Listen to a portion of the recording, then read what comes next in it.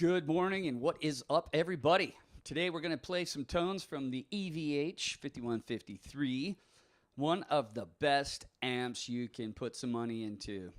It's a phenomenal piece of equipment. We'll you all know what it can do. So we'll take a few tone samples, because maybe there's some things it can do that you're not aware of, and then we'll take this thing apart and look around inside. All right? Played a lot of gear. Every time I come back to this thing, it is just really nice.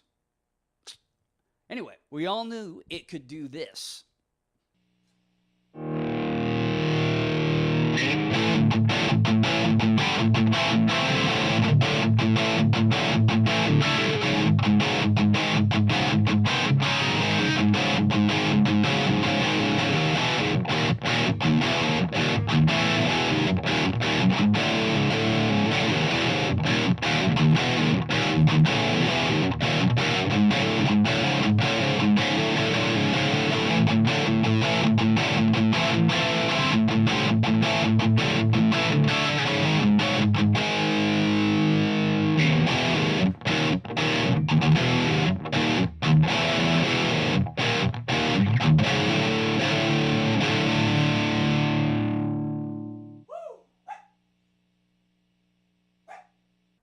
But did you know it could do this?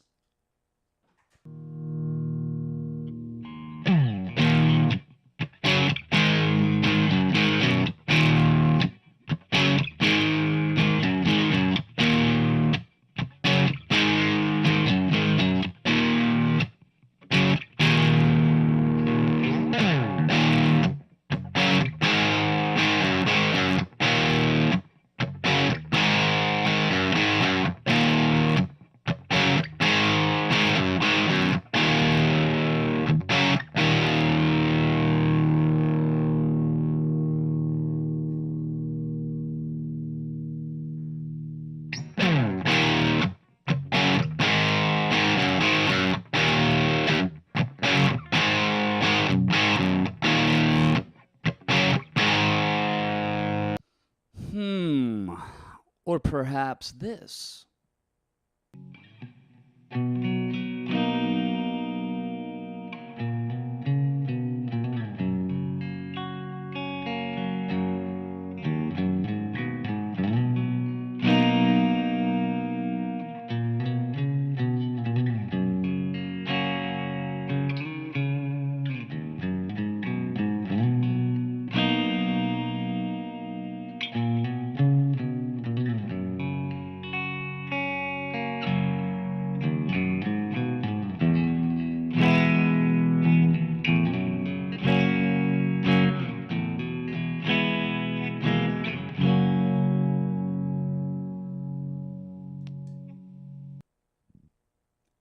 Well, yeah, I knew it could do all that, but can it do funk too?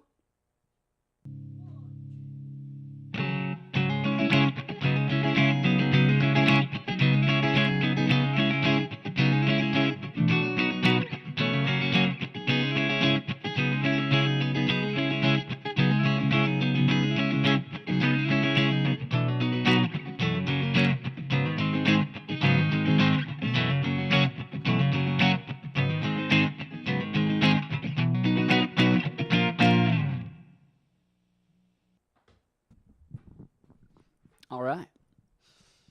So here's the top of the chassis. Nothing too out of the ordinary here. Input here. It's probably the power transformer. Handles power for the whole unit. Over here is the secondary transformer or the output transformer.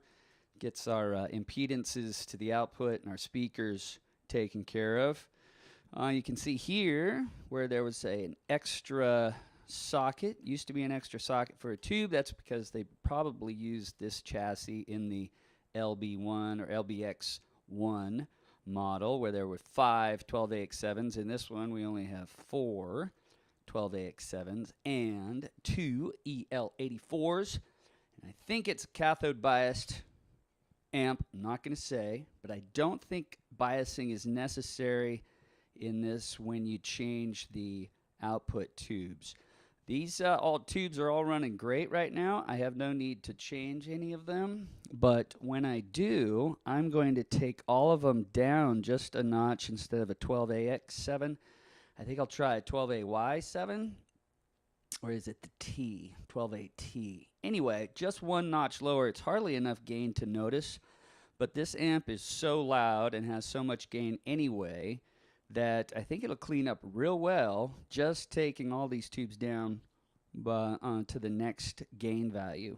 And when I've done that in the past to reduce gain, it's hardly noticeable until you get down into the tubes that are 40 or 50%, 60% chance, or 60% of full gain, whereas the 12AY is just really hardly enough to notice.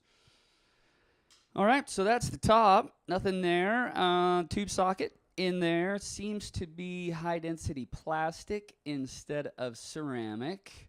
Can't really tell. And it is mounted to the PC board rather than to the chassis.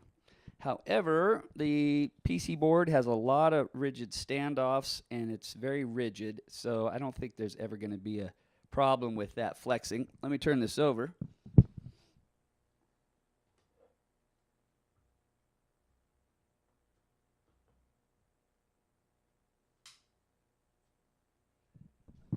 All right, now we're into the inside. Power section, again, is over here.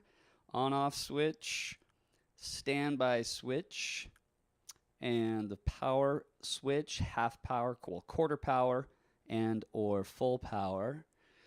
The pots are decent. They have extra standoffs that are mounted to the PC board to keep everything nice and fixed without moving around a whole bunch. We have a rectifier right here, 4 little tiny diodes, smaller than I would have thought. I would have expected those to be larger. I think that's our full bridge rectifier for the power stage for the DC. Filter caps here and here.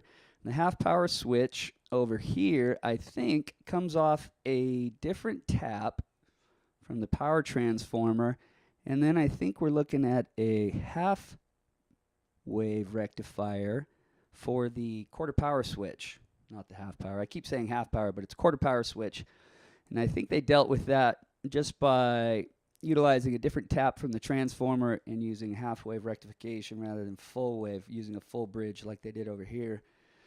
Again, not sure. There's not a whole lot available spec-wise and schematic-wise for this. I didn't notice anything too out of the ordinary. The power tubes are here and up in here. The board is made by Fender and stamped by Fender. Well, I shouldn't say it's made by Fender, but it was a Fender design, and that's why the cleans are so good through this amp. Very Fender-esque, because they took part in designing this. This board here is for our effects loop and the foot switch, and then our overall presence is right here. And actually that's the resonance. Presence is on the front. And then we have our ohm selection switch, and these taps are from our output transformer. This board's kind of interesting. Can't really figure out what that's all about. Integrated circuit right there. Maybe an amp. I'm not sure. Lots of little diodes. This is the channel selection switch here. With a pretty good sized ribbon cable coming off of it. So really not sure what that's all about, because the amp doesn't have a lot of complicated stuff. There's no MIDI, there's no direct out, there's no reverb. It's pretty much a straightforward amp, and I'm kind of doing this in comparison to the PRS MT15, which I think Tom McKenzie put up an inside out review on his site just recently, and he was kind of interested in comparing the build to this EVH. One thing I noticed very curious in here is there's no test points that I have been able to find so far, and there's no adjustment pots. So that has me a little bit curious, but also I believe it's going to be cathode biased, and there's just no adjustment necessary. And again, looking around on the web, that's another point of discussion. Here's a pretty good integrated circuit over here connected to a pretty good size heat sink. So maybe some sort of MOSFET. 7815, I think, is that chip number. You could look it up. But it's definitely an amp of some sort hooked up to a pretty good size heat sink. You know, but everything looks great. The ample amount of solder. The traces are a little on the small side in remembering what the PRS looked like. But overall, it's real clean. Soldering is very consistent and shiny. Plenty of solder on all the joints. And a nice job with the looming, putting the wires together, making sure we have some twist. Nice job tying it all up. Glue in the capacitors to keep them from vibrating. Insulated conductors, connectors. Can't see anything wrong with that. All right. So, like I said, I've had about 15, 20 at last count, 20 amps in here over the last 4 or 5 years. Played just about everything there is to play. And this thing's great. A little bit hissy, but as far as getting tones out of it, I don't know if there's any tone you can't get out of this that isn't a good tone. And it's so simple. And it's built solidly. Not a lot of problems on the net about having to return them or problems with the EVH other than the initial hiss. But I think once these tubes start needing to be replaced, I'm going to drop them all down one gain value and then put all 4 tubes back in. Well, at least 3. I think the phase inverter or the effects loop one will stay at a 12AX7. But all the tubes in the gain stage will just take down one notch. Either a 12T, 12AT, or 12AY. I don't remember which one comes next, but just the one that drops the gain just a tad. And we'll put that back in there and see if it doesn't clean up the noise a little bit too. But super nice amp. This has been an old guy jamming inside out with the EVH LBXII. We'll catch you next time.